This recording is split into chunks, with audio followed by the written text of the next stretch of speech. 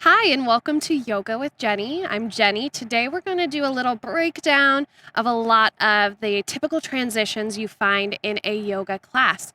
So, some of the biggest challenges people have are chaturangas, the vinyasa portion, or just simply stepping forward, stepping through, making that transition from the back of your mat to the front. I'll give you a couple little tips and tricks and some things you can work on to grow your practice and feel a little bit more confident when you step onto your mat. So, we will start coming today into a downward facing dog. Now, from our down dog, the most important thing is not whether or not our heels are fully touching the floor. The most important thing is how high we are lifting our hips and how much we are hugging those inner thighs towards one another. So that's going to help us lift the sit bones. And then you also want to feel your lower ribs drawing in towards the body.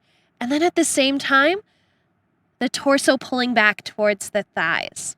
So that is going to give us that engagement, that connection to our core that will help us make these transitions and keep the body lifted so that we have that space underneath us to step our foot forward. Now, there are a couple different ways we can get to the front of the mat. The most popular is simply moving our feet there one at a time. So we'll start by inhaling to our toes and then send your right leg up and back. Now, keep that left foot that left heel lifted. That's going to help give your body that extra little bit of lift to come up off the mat. Now, firm your upper back and notice how that lifts the chest away from the floor, giving you even more space underneath the body. Hug your right knee in and hug that knee in towards your nose. Hug the top of the thigh in a little tighter. Holding here. Let's hold for 3, for 2, and 1. Now inhale, send your leg up and back. Keep the upper back on.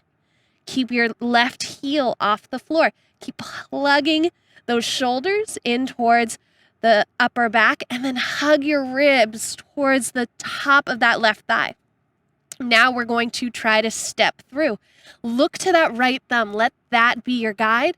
Hug that right knee in, hug the top of the thigh in, and maybe you lift the hand a little bit. That's okay. Now, another thing that can be challenging if you're still working on bringing that all together, sometimes you see this, where you stop halfway. You got a hand there. Give it a little helping hand and find that alignment of the knee over the ankle. The other thing, sometimes it can be hard to bring that knee through. So it's okay to bring something to the outside and then heel toe it in. Okay? So now let's try on our left side. So one side may be a little easier than the other. There may be an injury to one side that doesn't allow a certain movement as the other side does. So be mindful and make those adjustments. It's your practice. There's no perfect way to practice.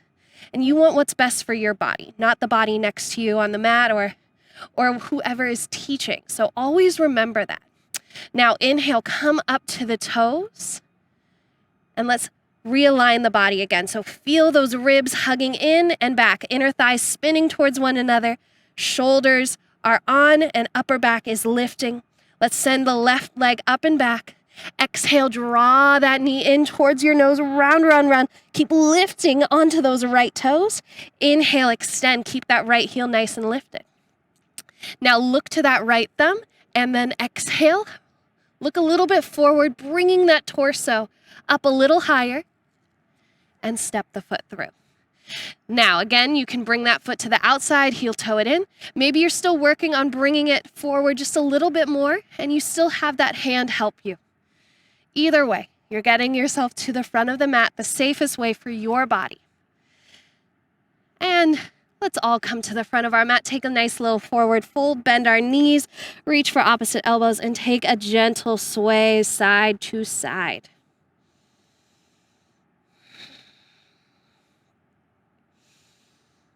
Now, release the hands, and let's step back into a high plank. The next most common transition we have in a class is the chaturanga. Now, oftentimes I see a lot of soft elbows, hips sinking, and lowering down bit by bit. Now that's nice, it gets you to the mat. However, we want to keep our lower back safe. We want to keep our spine healthy. So to avoid that type of movement, we actually want to work on our plank. And I'm going to have us all actually start on our knees today in our plank. Shoulders are over your wrists, heart pulls forward, and I want you to feel your tailbone pull down towards the backs of your knees, hip points lift up, and you immediately feel this strong line of energy through the spine. Hug the side ribs in, those transverse abdominals. Upper back is on. That space between the shoulder blades is gently lifting towards the sky. Now look forward a little, hug those elbows in, and those elbows are grazing the side of our body. They're hugging in. They're not out to the side like we're doing a push-up. And we use that control to slowly lower everything down at the same time. So let's do a couple of those together. So just starting out with those hands nice and spread, thumb and index finger grounding, pinky edge of the hand pressing in. Shoulders over wrists, heart draws forward. Lower down halfway, hold for 3, for 2, and 1, lower all the way.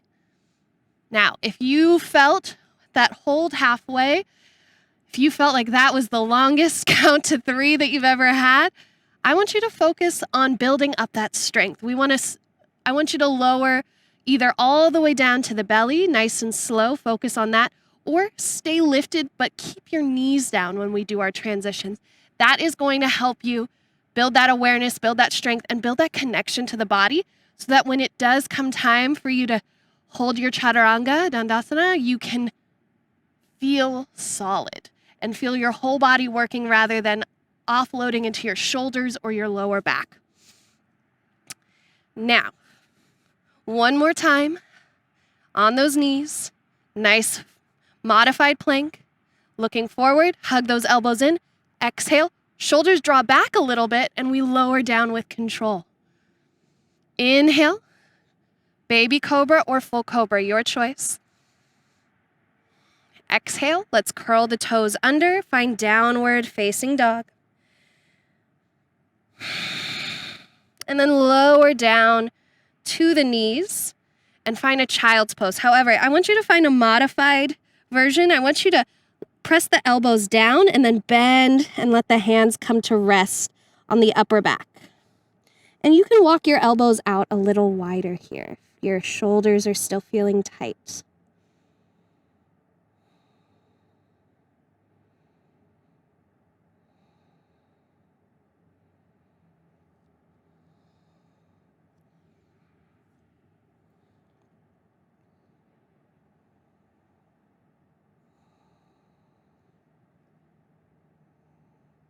And then let's release those arms forward. Press back up. Find our high plank. Now again, if you were having issues with that hold there, pausing with the elbows hugging in, stay on your knees. It's okay. So for those of us taking a high plank, crown of the head reaches forward, heels pull back. You feel your hip points drawing to your low ribs, tailbone drawing towards the backs of your knees. Upper back is on. Now, as we exhale, we press forward, shoulders go past the wrists, and then immediately you want to feel those arms work to hug into the muscles alongside the ribs, lowering down for 3, 2, 1. Inhale, lift up, lift through the crown of the head, press into the top of the feet, draw the shoulders back. And then exhale, we draw our chin in. Find downward facing dog.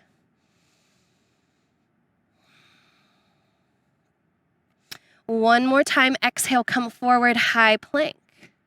Now this time I want you to just try to find that hold. So inhale, reach forward. You're on those tip toes.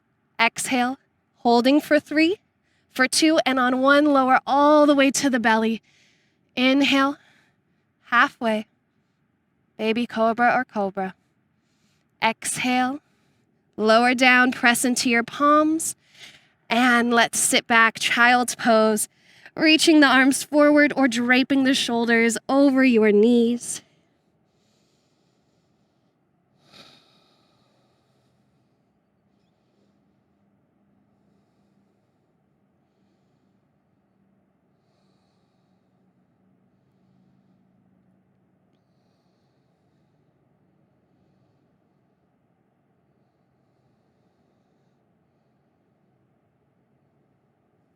Walk your hands out under the shoulders.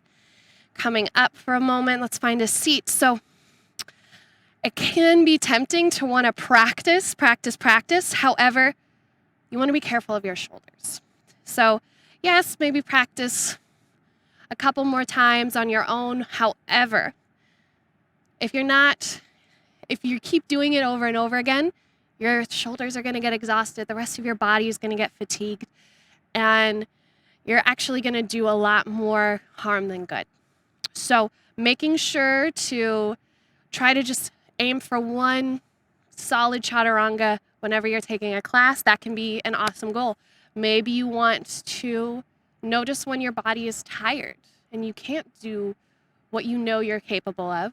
That's when you can hold in plank and go back to down dog. So give yourself these options, and you're going to notice that you find a much deeper connection to your body during your practice when you listen and when you can actually find that breath to movement, just realizing that that movement is what's best for you and not necessarily what everyone else is doing. So again, thank you for joining me. Again, if you have any questions, feel free, ask them in the comments. I am always happy to shed a little light on something that maybe you've always had questions and never felt comfortable asking. As always, thank you for joining me today and setting aside this time for yourself from my heart to yours. Namaste.